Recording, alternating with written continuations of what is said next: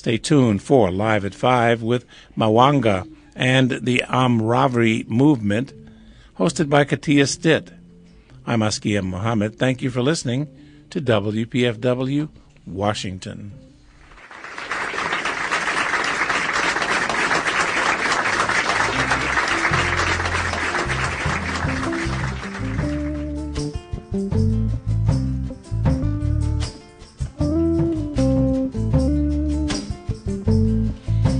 Good evening, ladies and gentlemen. Welcome to another edition of Live at 5. My name is Katia Stitt, and very happy to be with you tonight. We have a very special guest, or a studio full of very special guests, all the way from Malawi. Please welcome Peter Mawanga and the Amaravi movement.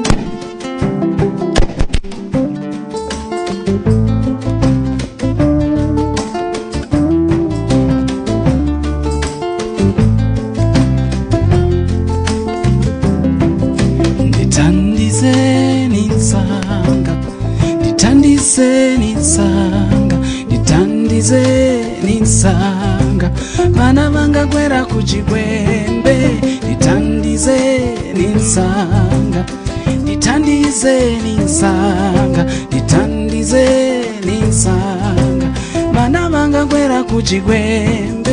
When the father buries his child, who will bury him? What we've buried in silence has taken my children. When a father buries his child, who will bury him? What we've buried in silence has taken my children. I watched my ministry slip away from me. Workers every month and my children, how can this be? We built this democracy to speak for everyone, but the ones who should be speaking, we're losing one by one.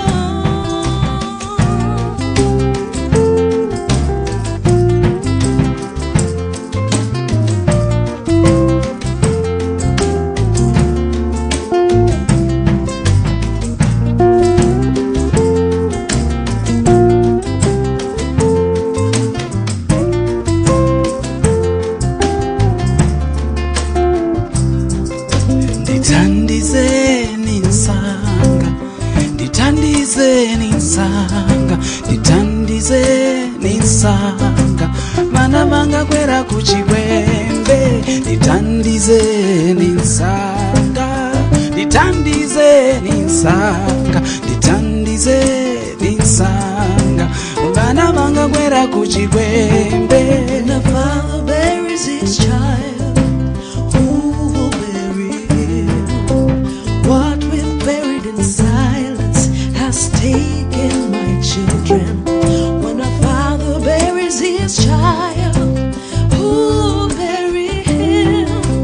What we've buried in silence has taken my children. I gathered my countrymen to tell them of this loss. Now we've started speaking, but at much too high a cost. All of my life I believed in sacrifice.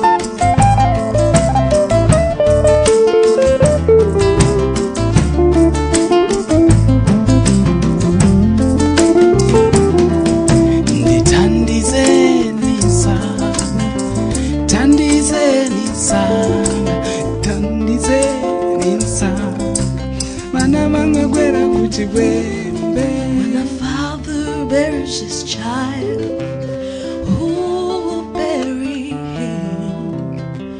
What we've buried in silence has taken my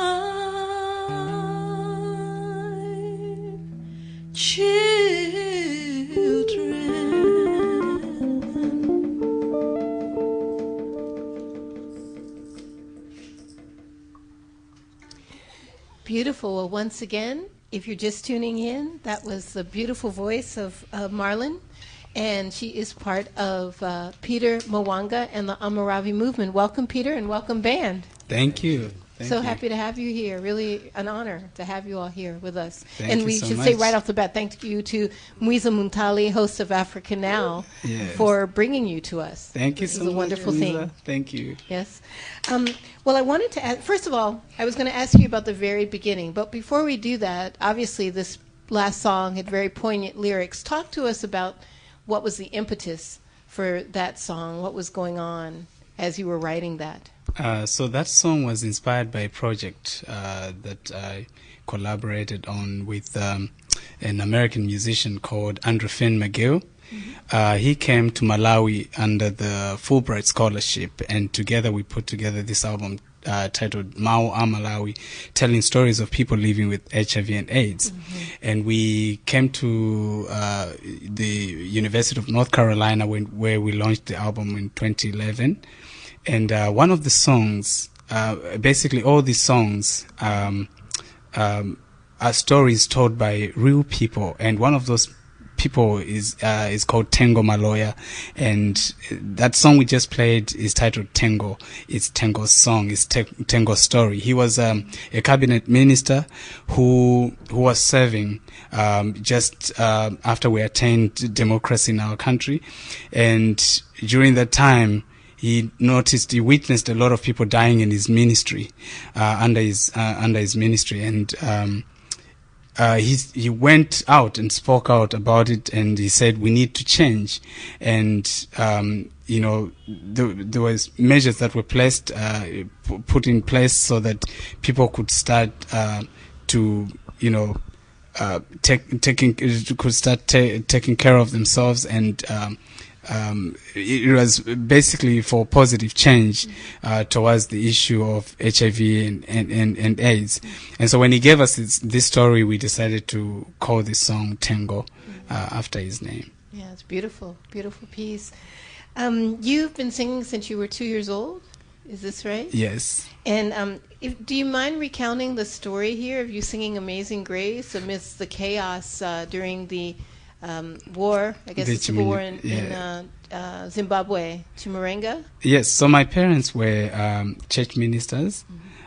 So my father was posted to serve in Zimbabwe, and they were the first missionaries to go to Zimbabwe under the Presbyterian Church, which is one of the biggest church congregation in Malawi. And so they were going to Zimbabwe to open a branch in Zimbabwe, and so they got stuck in Harare. That time it was Salisbury because it was still under the British. Right. And so there was this war going on, the Chimurenga War, and they're stuck at the airport because they were not being allowed to go into the country because they didn't have the visas to allow them to enter Zimbabwe. And so it was a very stressful time. I can imagine. We see that all the time when you're stuck at Heathrow, you're stuck at JFK, when you don't have the appropriate documents to allow you to enter into a country. And so there I was, a little boy, as innocent as I should be, 2 years old, and I was pushing one of the trolleys. So that's what they say, and I was singing Amazing Grace, and one of the, I think that sort of took them away from the situation at the time, and Amazing Grace, or Grace in Chichewa is Chisomo, and my nickname became Chisomo then. And so that's how it all started. Yes, yes. And you kept singing after that? How did you finally immerse yourself completely?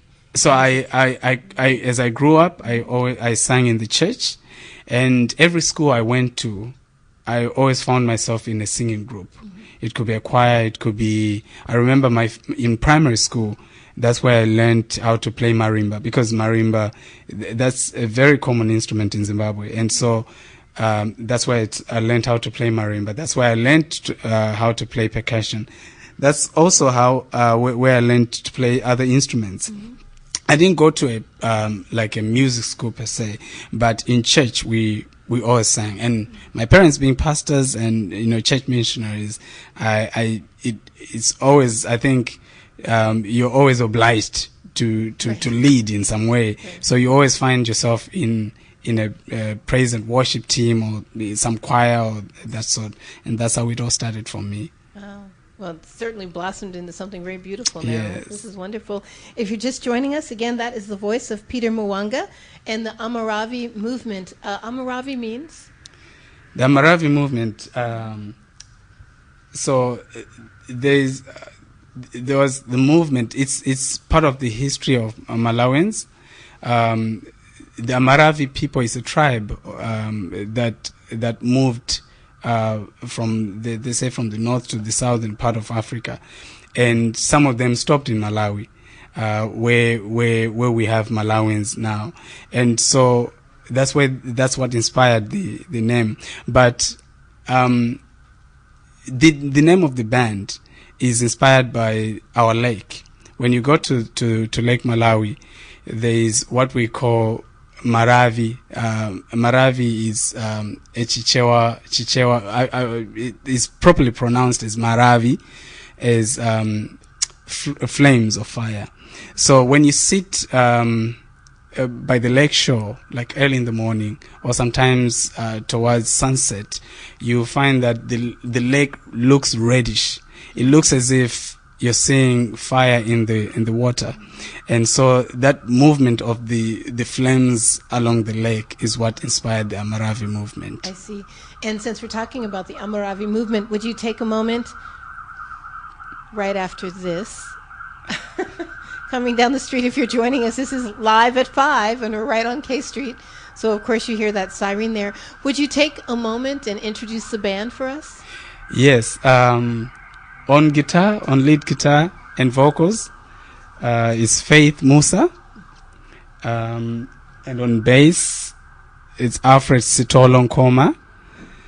On vocals, shakers, it's Marlene Chakwera Chimombo. And on marimba, drums and percussion, our percussion is called Mbalule. It's a special drum from Malawi. Oh. His name is Omex Chimpeni. Very good. Well, welcome to all of you. Thank you. What is the next song we're going to hear? The next song we're going to play is taken from the album Papiri Ntipadambo. It's titled Kale Kale. Kale Kale means a long time ago. But basically, what inspired me to write this song was watching this country change, to where it is today. Our country used to be under one-party system, and then it changed it got into democracy in 1994, and so there's been a lot of changes happening, some good, some bad, and so that inspired me to write a song about the good old days, and so the title of the song that we're going to play is Kale Kale. Okay, very good. Right here on Live at 5, Peter Mawanga and the Amaravi movement.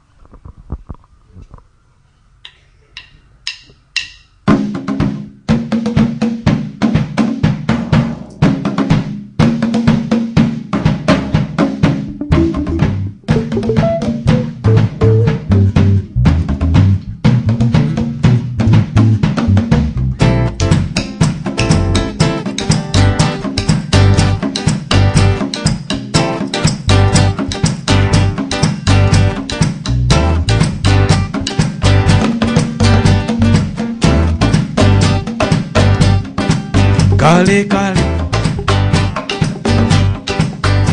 kale kale kale kale.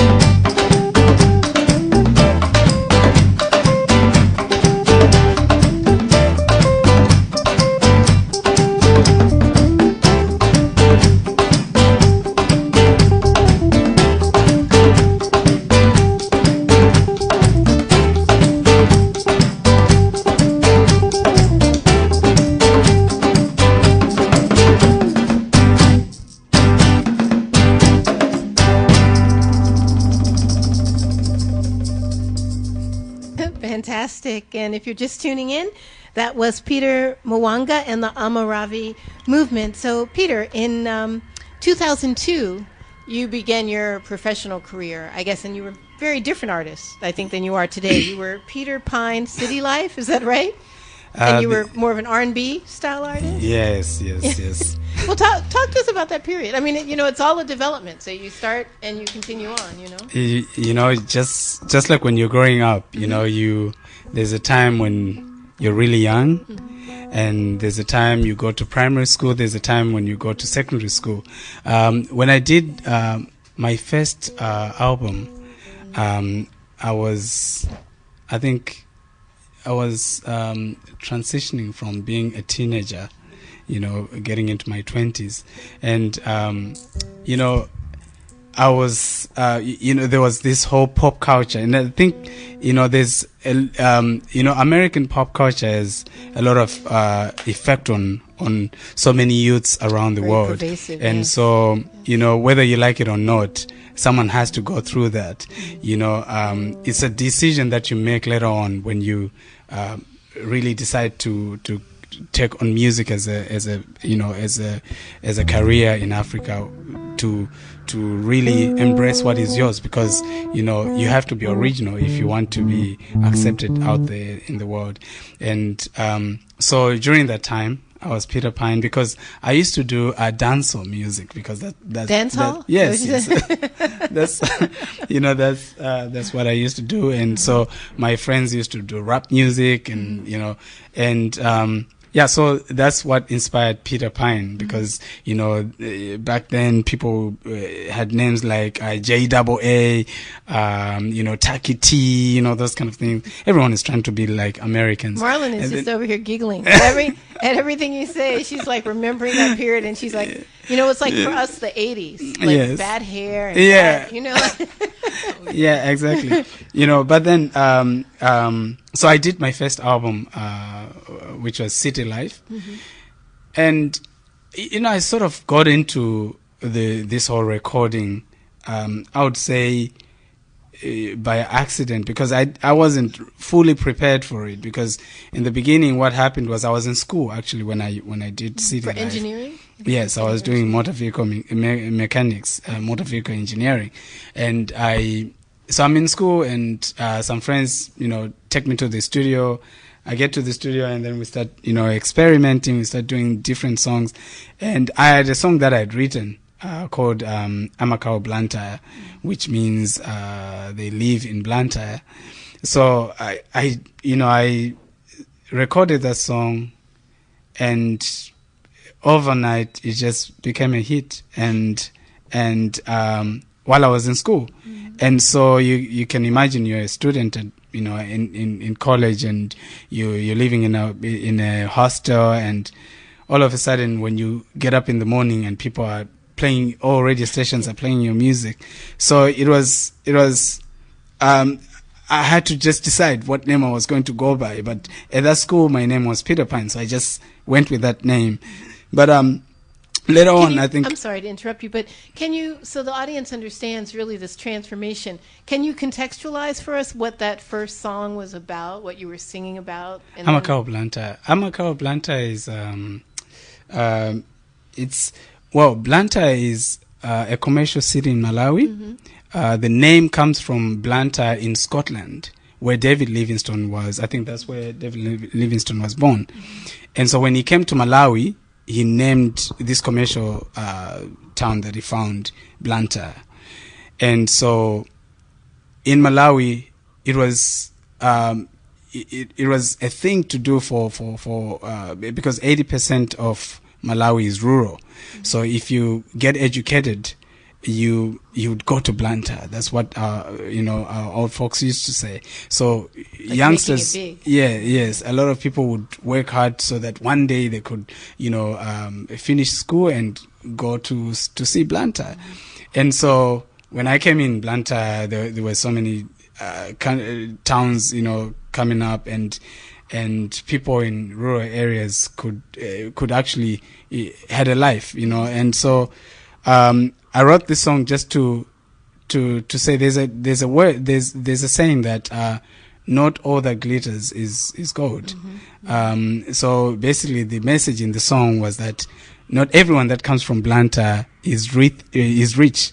Some of these people that come from Blantyre, they actually borrow clothes when they're coming to the village so that they can just show off that they're coming from the towns. So that was the message in the song.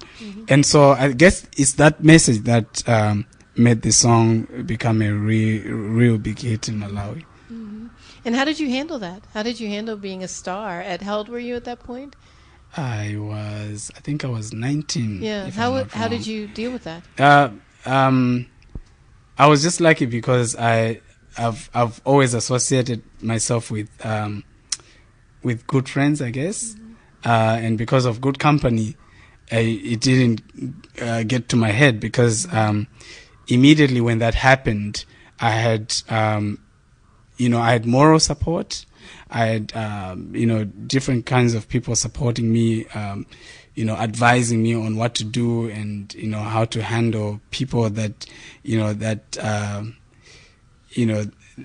that want to be a part of famous people or something like that. And so it wasn't anything I handled it really well, I guess. You stayed grounded. Yeah. With it. Wow, that's a fascinating story. We want to hear more, and we want to fast forward a little bit to your work establishing Talents of Malawian Child in 2004. But before we do that, can we have another song, and then we'll come back and talk about that? Where are we going to go now, musically? We're going to play this instrument here, the sansi. Yeah. I'd like to introduce you to our kalimba. This instrument is called nsansi. It's a thumb piano.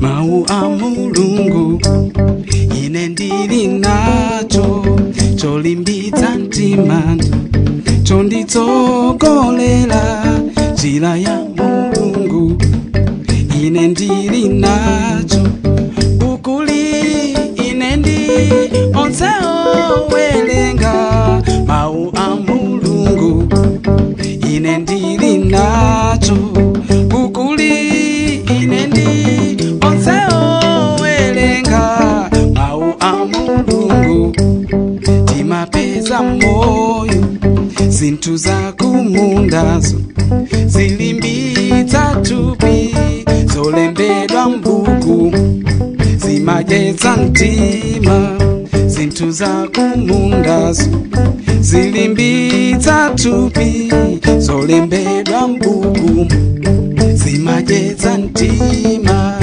bukuli ine ndi onse owelenga mau a mulungu timapeza moyo bukuli ine ndi onse owelenga mau a mulungu timapeza moyo.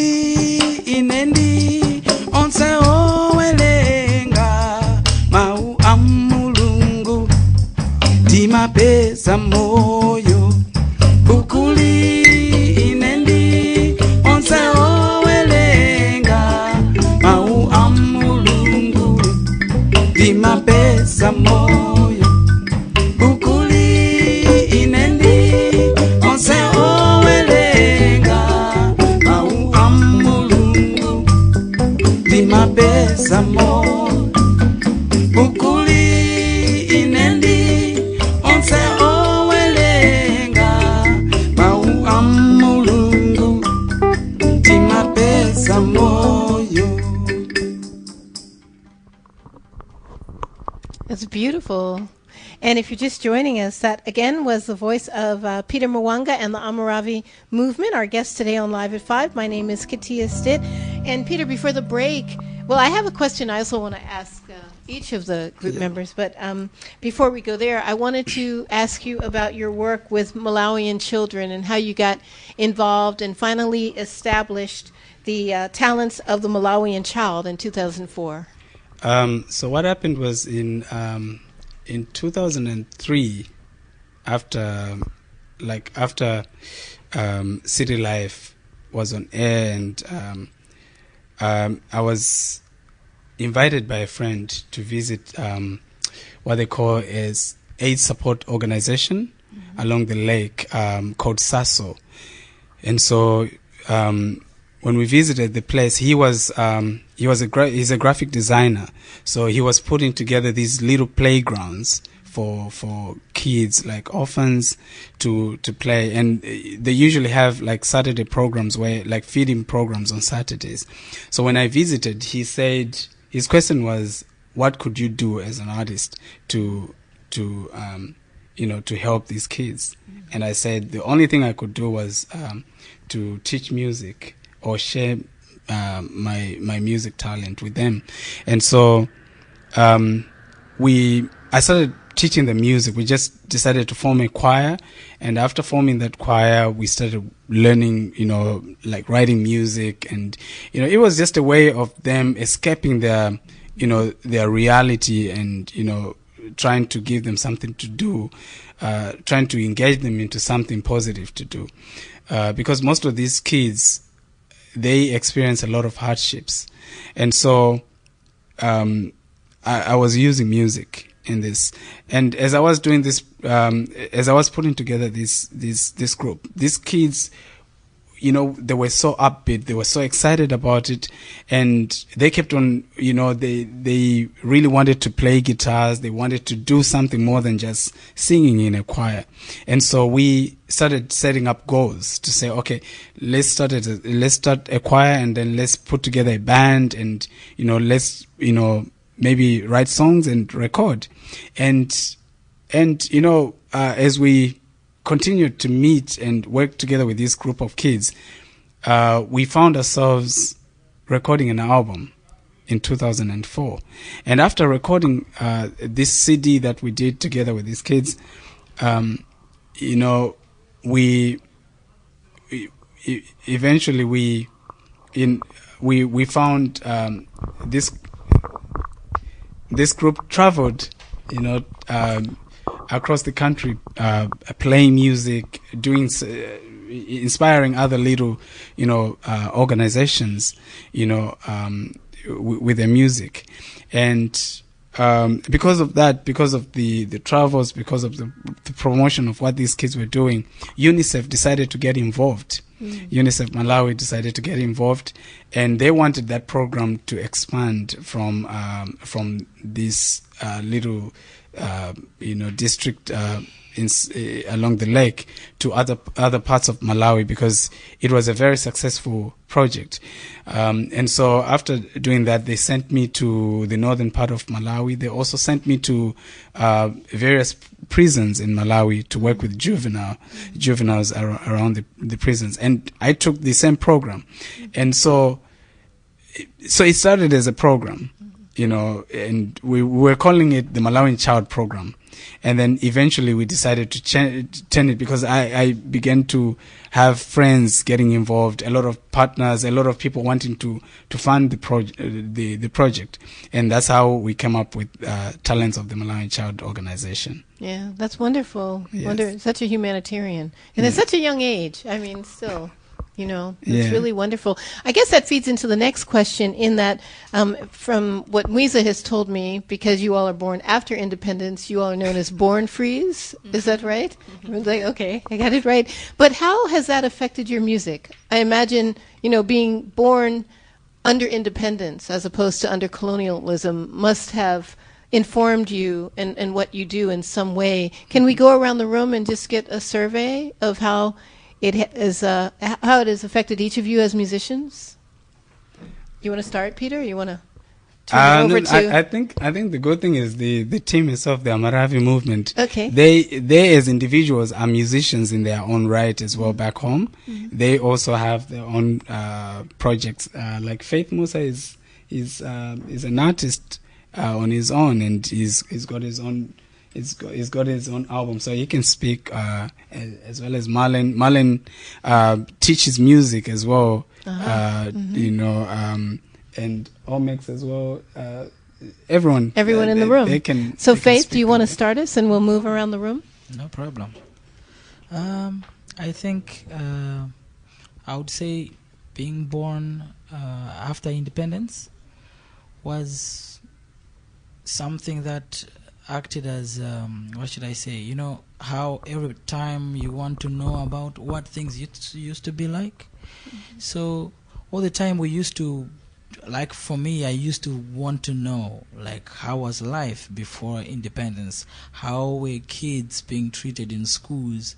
How were you doing music? What were the limitations on musicians? Right now, we can sing anything. You can, not anything as in bad things, but you can sing, you can criticize, you can inform. You are there just as free as you can be. So as an artist, I think I always wanted to know how things used to be like. At the same time, I want to use this opportunity I have to say, okay, I'm an artist, I'm independent, I'm born under independence. I think I can achieve better and I can do more than what my friends my age before independence could have done. So it has always been something like that. As an artist, as a young man, you know, moving around the cities, it's always painful sometimes to see people who are not doing very well, kids that are, you know, suffering, you know. So it has always been an opportunity to say, okay, I think I can sing about this, I can sing about that, I can help this kid in this way, I can help. Maybe it might not be financially, but if I can act as their voice, it will help. Nobody's going to come to me and say, why are you singing about this? We don't want people to know that people are suffering like this.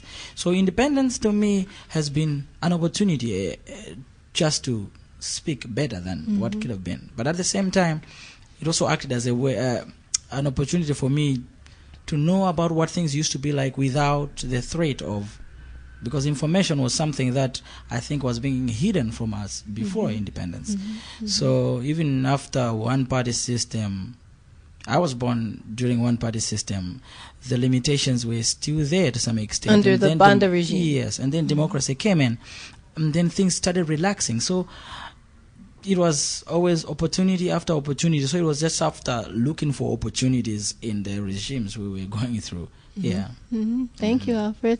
And Faith, I'm sorry. And Alfred. Oh, Alfred's pointing to Omex. Alfred's our bass player today. He's already passing on. I think a lot has been said by my brother Faith. Yeah, I'm just happy that now we're able to sing any song, any type of song, like without anyone like trying to be on our neck. Hey, why are you trying to sing A, B, C, D? So yeah, it's just that a lot has been said by my brother Faith there. And Marlon, our beautiful singer, songstress thank today. you. Yes. I think I can add that being born after independence, like he said, there's been a lot of good things. Artistically, we have been able to express ourselves freely without anyone saying or giving us boxes or saying this is how far you can go. But at the same time, with the rise of globalization and everything, I feel like we, at a certain point, the younger generation got lost and didn't really know who they are or don't really know what Malawi, especially Malawian music, what that is like. A lot of the young ones have just sort of abandoned it and gone for, like you said, the pop. And, you know, so now I believe there's a movement, I think, just getting back to the sound, the old Malawian tune, to be okay with that, to say that Kind of reclaiming it. yes, Yeah. and to say it's okay to sound this way, it's okay to sing, you know, not with this kind of tone, but you know, the natural kind of sound. And I think I hope that spirit will continue, because not many people use traditional instruments anymore. But my hope is, you know, with a group like this, we're able to use like the nsansi and the marimbas. We're able to use things that were old and bringing them back with a new flavor. So our hope is that our young people get back into that and we'll be able to reclaim our sound and make it better. Yeah. Who, since you touched on that, who are your influences? Who are those? Like in Malawi? Malawi or in other countries? in other countries, for me personally, in Malawi, there's an artist called Wambali Mkandawire. He's, man, you know, he's from the northern part of our country, where my mom is from as well. So I relate a lot with the traditional music that he does because of where my mom comes from. So it's a lot of the same traditions. But we have, you know, even Peter, for me, it's, you know, because he's older. but hearing the style of music the Amaravi does, you know, nationwide in Malawi, it's something that is inspiring. And like in Africa, there's a lot of artists, you know, that we all look up to, that we just, if we met them, we would die. Oliver Mtukudzi. Oh, yes, of course. I mean, absolutely. my goodness. Legendary. Yes, indeed. you know, like Olokua Kanza, and for me, Angelique Kidjo she's got her own style of things going on. So, you know, Etienne Babe, we love those artists because we look up to that kind of, they have owned their style, and we would like to do that too. I see. Wonderful. Thank you. I have several more questions, but we're going to go back to the music. And I know that if you're just tuning in, this is Live at 5, and we're with Peter Mawanga and the Amaravi movement, wonderful musicians from Malawi here. And we're talking a little longer today, but I think it's important really to understand where the music comes from. So we're going to move to our next tune, if we may. Where are we going to go? You know, Marlene mentioned that, you know, we're using all traditional instruments and also trying to get in touch with the younger generation today. And so we back home, we like to call the younger generation the English-speaking generation because you find that in whatever sentence they always have English, and our vernacular languages people are no longer fluent, you know, especially the younger people are no longer fluent in our vernacular languages. And when you say certain words, they're actually very surprised with what you're saying. So to get in touch with them, to connect with them, the next piece is a popular hymn back in Malawi. Is called Nangainu, which means "What about you?" So we sort of took that Nangainu and added "What about you?" because we're also trying to connect with the English-speaking younger generation of today. Very good.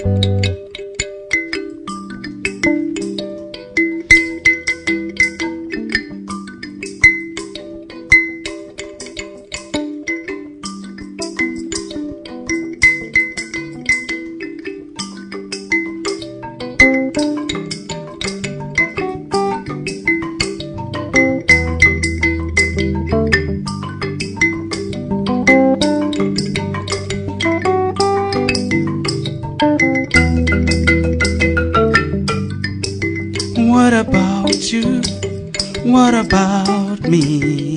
Nangainu. What about you? What about you? What about me? Nangainu. What about you?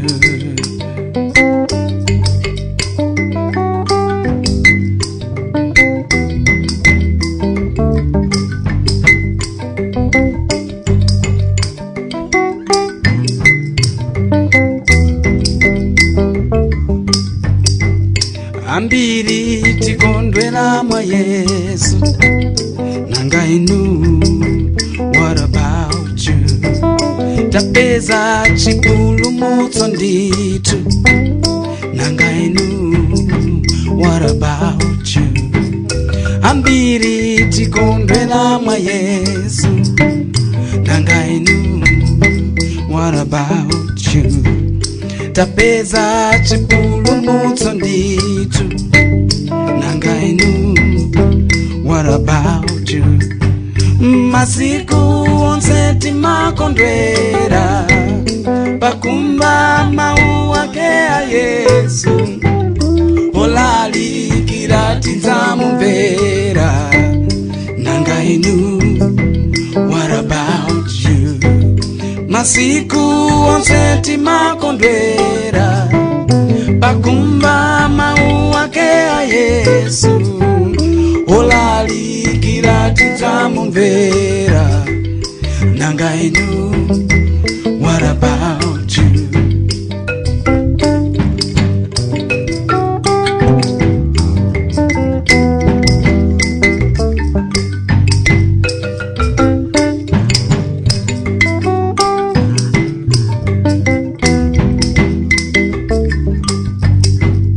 Tida sochera, tida mwelela nanga inu, what about you? Tadziwa kuti ndiwo uchimo nanga inu, what about you? Tida sochera, tida mwelela nanga inu, what about you? Tadziwa kuti ndiwo uchimo nanga inu, what about you? Masiku onse timakondwera pakumva mau ake a Yesu, olalikira tidzamumvera nanga inu, what about you? Masiku onse timakondwera pakumva mau ake a Yesu, olalikira tidzamumvera nanga inu, what about you?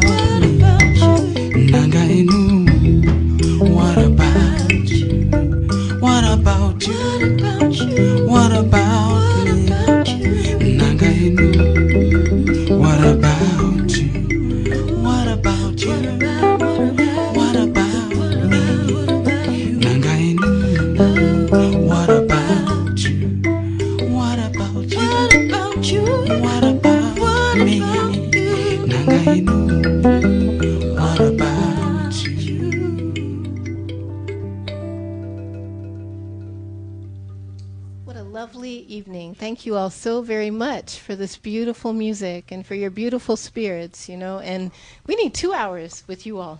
So you have to promise to come back. I want to tell people quickly where they can see you.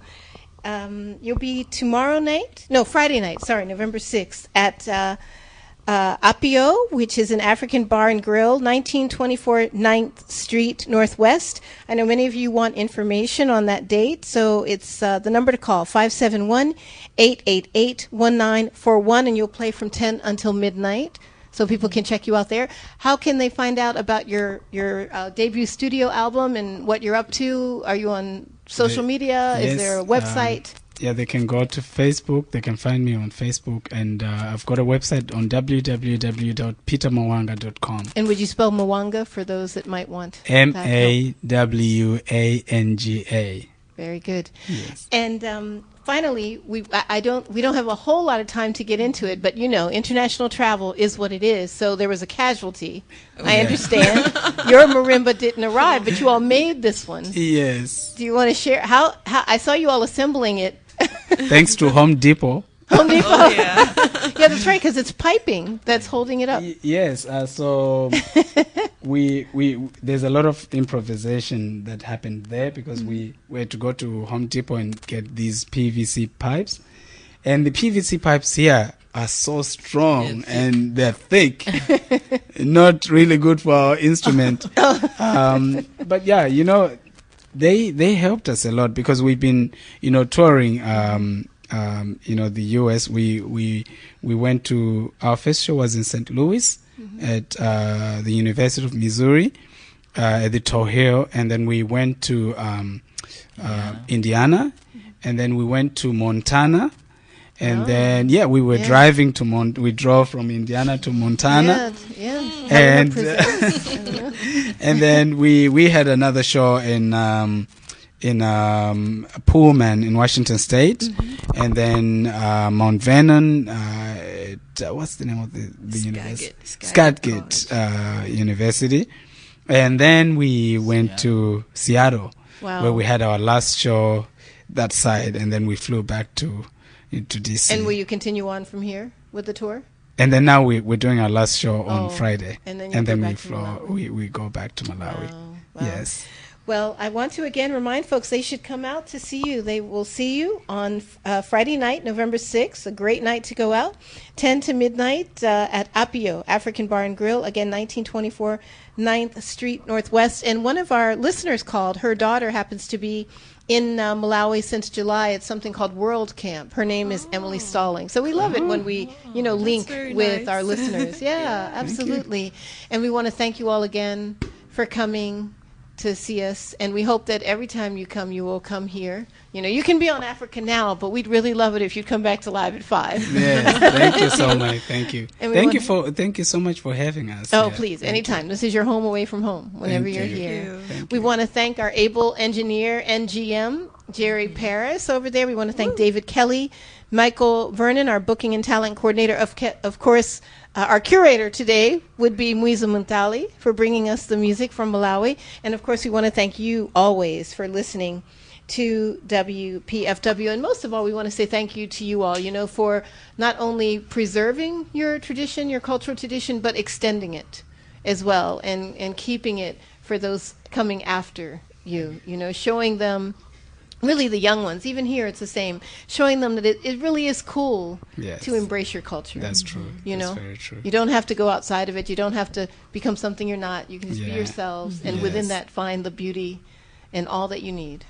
So we want to, see the producer here, it's right. We want to let you go out with your last piece. Okay. And we want to also say greetings to a young listener that really loves your music as well, Ricardo. So thank you for listening.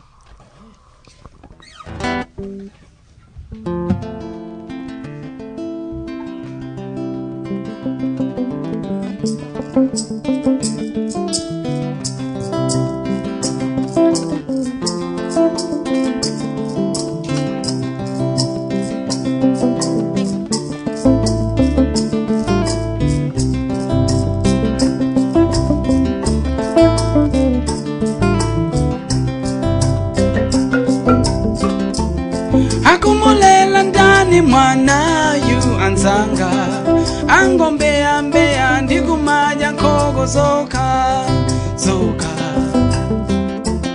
makolo wake ndani mwana yu anzanga angoyenda ndikumango pisa tumtumba mizinku yake itabindikira mapunziro iendikasu wakumuna kusaka mbeva abo banzake batabindikira mapunziro iendikeni wakudimba kufesa fonya